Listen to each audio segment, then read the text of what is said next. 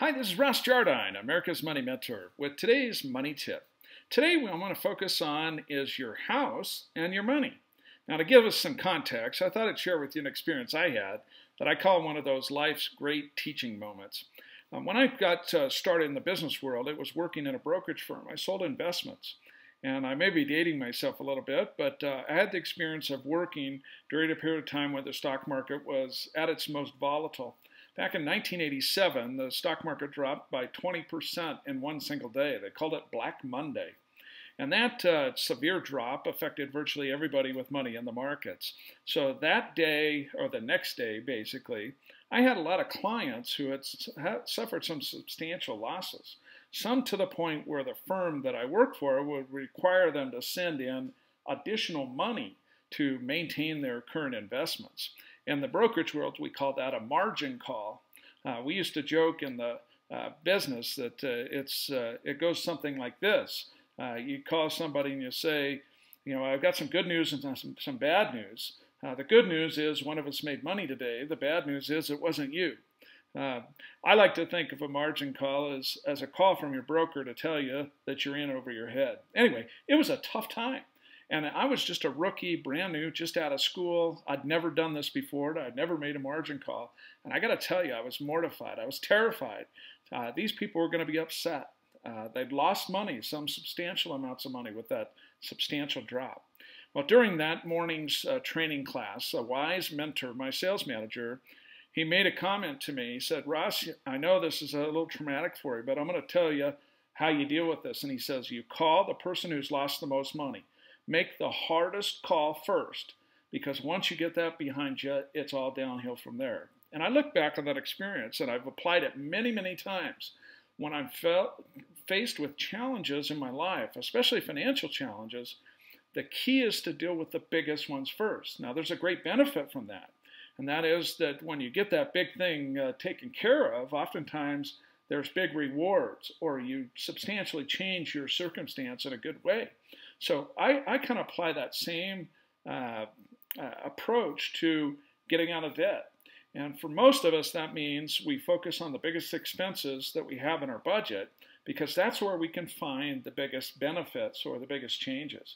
And there's nothing like getting off to a great start. I like to say the best thing you can do as you're getting started a financial plan or getting out of debt is to go big. And by that, I mean do something that's dramatic, that really shakes up your world financially. You're going to see immediate benefits from that, and it's going to have a couple of real great impacts in your financial life. First, it's going to help save you some money. It's going to show you this works. But almost as important as the financial benefits are the emotional benefits. You're going to be feeling like, wow, I can do this. And if you're like most people, you're going to see other things you can do to go big in different parts of your financial life to have an even greater impact on your progress towards the ultimate goal, which is a debt-free, wealthy life. So again, if you've got a big financial challenge, you need to focus first on the biggest financial asset, and that's your house. So let's look at how we do that. Now, it doesn't really matter if you live in a mansion or you live in a shack. For most people, their house is their single biggest expense. Now, I say a house, it could be an apartment, a condo. Whether you're renting or owning, my guess is that expense for your housing is your largest expense each and every month. So, it used to be that a home was people's biggest investment. It was almost assured that when you bought a house, it was going to appreciate over time. And for many people, their house became their single biggest asset. It's where they had a lot of their money tied up. Today, it's not so much the same.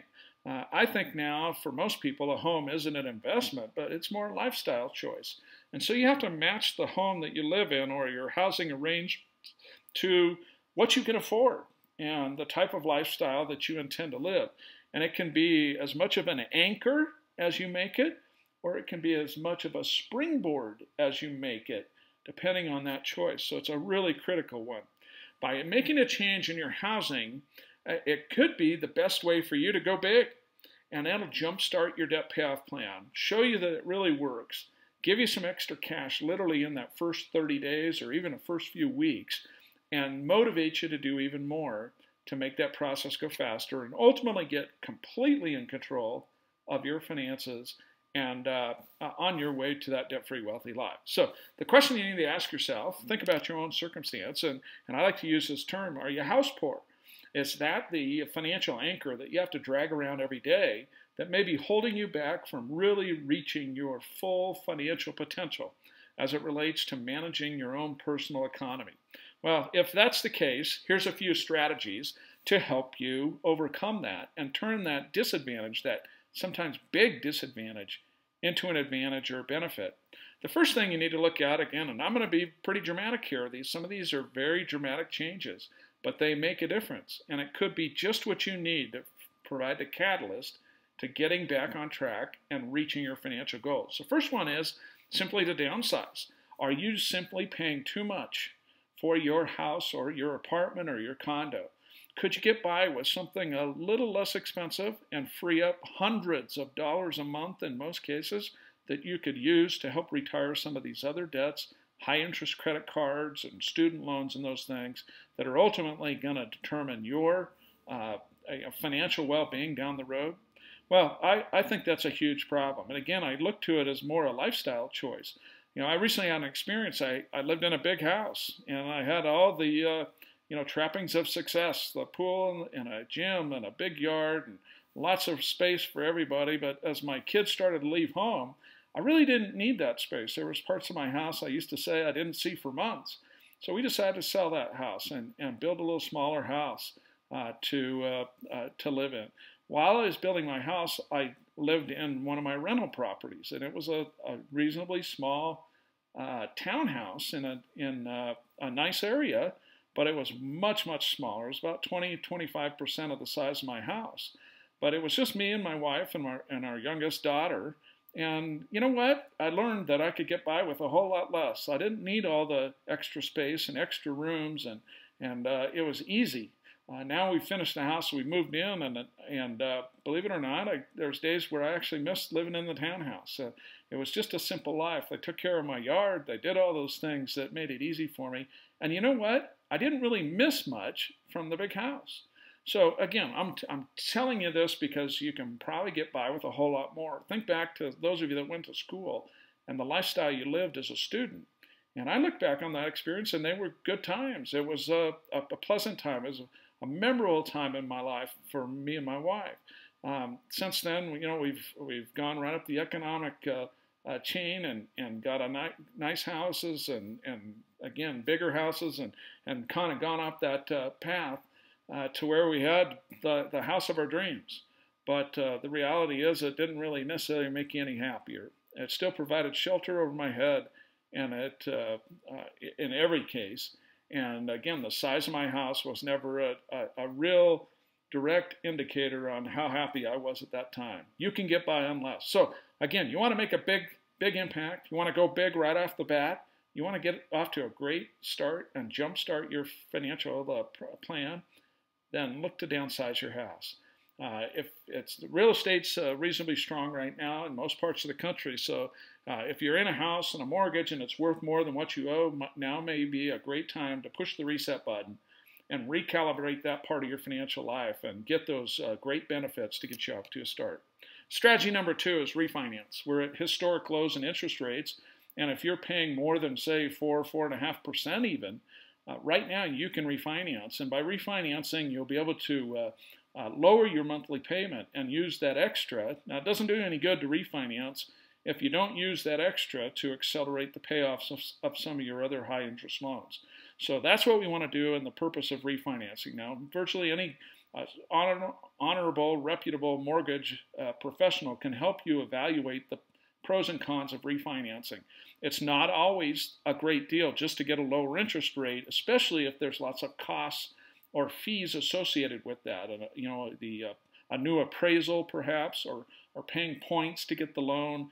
If you got good credit, it's going to obviously make it a little easier. The thing you'll want to look for is a no-fee refinance, something where it doesn't cost you anything just to get a lower interest rate. Now, there's one hidden disadvantage that you won't see unless you really know what to look for, and that is usually you're kind of resetting the interest clock on a mortgage when you refinance. You usually pay a little higher amount of interest in the early years of a mortgage than you do in the later years of the mortgage when most of your payments are going to the principal. So understand that that's a disadvantage of refinancing virtually any time you do it, even if you get a lower rate. But in this case, the benefit that we're trying to achieve is to free up cash flow so that we have more money to apply to other debts at much higher interest rates that are creating a huge anchor that we have to drag around that's holding us back from being financially successful. Now here's another interesting strategy, and that is rent a room. Especially if you're single and you have extra rooms in your apartment or your house, this is a great way. I know my son had a condo and he had a couple of roommates live in the extra bedrooms, and it was able to provide enough income for him to cover his entire mortgage payment so that all of his income he was able to use to build his wealth or increase his lifestyle, whatever the case may be. So it's not hard. A lot of people are struggling and can't afford a nice apartment, but there'll be great tenants to share a room or rent a room. If you've got an extra apartment in your house, you can do that. Now, it's interesting. I say this, and you're probably thinking, oh, this is crazy. This guy's way out on the ledge and making all these crazy recommendations. But this is something I do myself. I built a brand new house, $1 million home, and we built an apartment into it with the intent that if we ever had to take care of our parents, we'd have a place for them to live in comfort and privacy, but be close enough that we could help them out. But they're not to the point where they need that yet. So what did I do? I rented out that small apartment. It's a tiny little studio, one-bedroom apartment. But the amount of rent that I'm able to get from that apartment, renting it to a newlywed couple, is enough to cover all the utilities and property tax on my $1 million home. So I call that a great deal. I practice what I preach, and you can too. This is a great way to supplement. That extra money that you're getting in rent is going to offset some other expenses and hopefully in turn free up additional money again that you can add to your debt payoff plan to go even faster and reach your goals that much quicker. The final thing is look to share a home. You know, a lot of people are struggling right now, and it's easy to match yourselves up with social media, advertising sites like Craigslist and others, where you can actually share a home and share the burden of the utilities and rent and those types of things. If you've got more space than you need, then look for a roommate. And maybe share. If you're in a position where you don't have a place, don't be afraid to go out onto social media and look for someone that would be willing to share a place with you so that you can lower those costs. Now, there's obviously some challenges with that because things change and not everybody gets along forever, but those are ways that for short periods of time we can save some money.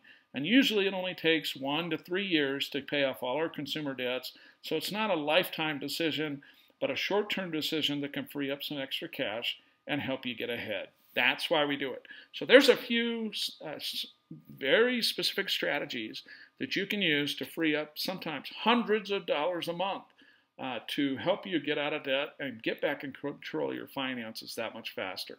The way I like to think about it is for every $100 a month you can save in your housing expense, your rent, or your mortgage, you're going to save about $5,000 over the life of a mortgage. That's going to help you get several months closer to debt freedom and chip off a pretty big chunk of interest payments at the very same time. I like to think of it as a return on the sacrifice that I make, and that makes it a little easier to make some of those temporary sacrifices to create the cash flow that's going to change my life. Now, your assignment is to do a little bit of a housing review or a housing audit. How can you adjust your housing to create some immediate cash flow that you can use to pay down your debts faster? Now, be creative. I gave you a few ideas. There's others. But if you'll look and be honest with yourself, if you're house poor, let's turn that house that's your financial anchor into a benefit that helps you jumpstart your debt payoff and increase your cash flow in a dramatic way in your very first 30 days. That's the way it works. So again, I hope you enjoy that tip and you put it to good work and that it helps you. And remember, it's not what you make that matters most, it's what you keep. We'll see you next time on our Money Tips.